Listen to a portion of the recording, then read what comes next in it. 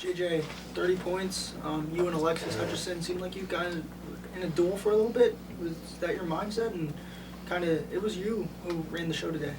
Honestly, I was just making my shots when I was open and just trying to be aggressive. And then with number 10, she was on tonight, just trying to get her out of her rhythm, honestly. Over the last 4 minutes, JJ obviously fouled out, and you kind of stepped up there at the free throw line late. What's it take for this team without their leader who had 30 points and to kind of win a game late where they trailed? I think we all have a lot of trust in each other, and we have a lot of people that, when our name is called, we're ready to step up and do whatever we can to be able to pull a win out at the end of the day. I'm kind of just wondering what, on the fifth foul, you look up and the clock still says 4 minutes. It's a 1-point game. You can't play in it anymore. What goes through your mind in a situation like that? We about to win. Honestly, I knew my team was going to step up and do what they had to do to win this game. So I was just ready to root them on to get this win. That kind of goes in line with what Coach was just saying of, like, sometimes he has to tell you all to get a little bit animated or amped up because you guys are so calm. I mean, you two guys especially, you're veteran players. I mean, how do you stay calm in a moment like that when, kind of like you said, you guys have been trailing for most of the game, best player arguably fouls out, and you've got the confidence the team is going to win? I think it's just us trusting in each other and knowing that we got each other's back, so we are able to keep that calm and keep everything loose so we can continue this win.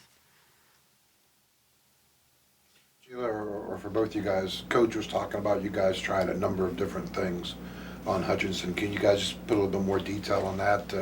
I'm sure there was man, zone, maybe try to double. I mean, just what things did you guys do, and why didn't any of it seem to work?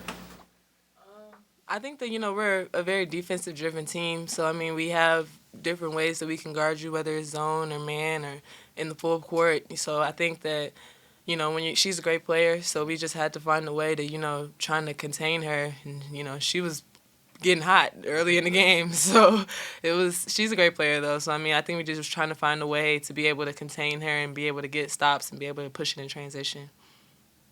And when you guys are such a defensive-minded team, and you guys have been for a number of years, and you're trying different things and the shots are still going in for it, can you just talk about the emotions behind that, the frustrations behind that? I would say, being on defense and stuff, like, sometimes it's going to be possessions where you play great defense and, they may make a tough shot. But I think that, we try to make it a big thing to make every shot that they do make, that they have to earn it. And, I think, she did that. But, yeah. The top 25 poll came out while the game was going on. You guys still aren't ranked this year. Do you feel like you guys are a top 25 team? And, I mean, do you have a message, I guess, for people who are voting on that as to why you all should be a top 25 team? I think we are, personally. I can't say about everybody else's opinion, but honestly, our team, we're a great team, and I think we should be in that position. For either of you, you guys let Wright State, they shot 51% from the field, and that was the largest a team has shot against you guys this year. What's it mean when you guys have an off night shooting and they have a strong night shooting that you're still able to win in a game like this? I think just doing the things that don't always show up on the stat line. We have people that come in and make big plays on defense and, may go in and set a really great screen to get someone else open and get them a great shot. I think it's just important to be able to, now that we are, playing well, it's a lot of teams where we're going to get their best shot, and a lot of nights when they're going to play us, and it might be the best game they played all season. So we just need to be able to come in and still stick to the standard that we're expected to follow.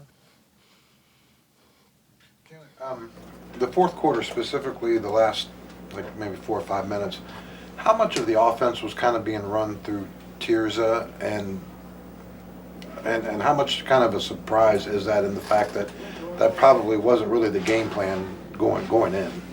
I think Tirza's a great player. She's really strong, and she created a big advantage for us on the inside. So I think that we were just trying to go through her just to be able to take advantage of that and, just let her go down there and go to work. And, we play around her.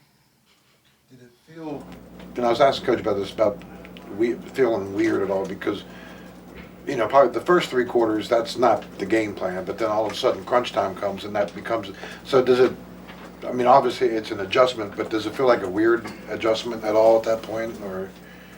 I don't No. think so. Okay. Any more questions? Thank you, everyone. Thank you.